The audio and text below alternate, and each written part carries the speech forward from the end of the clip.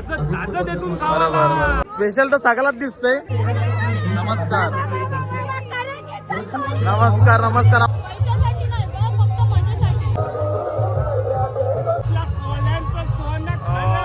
आणि बोलताना कोहली लोकांचा सोना खोटा. कोण बोलते? कलेट काय किलो आहे?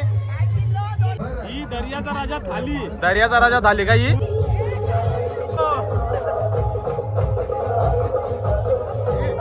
हीच खरी मजा असते ना फेस्टिवल मध्ये नाचाची.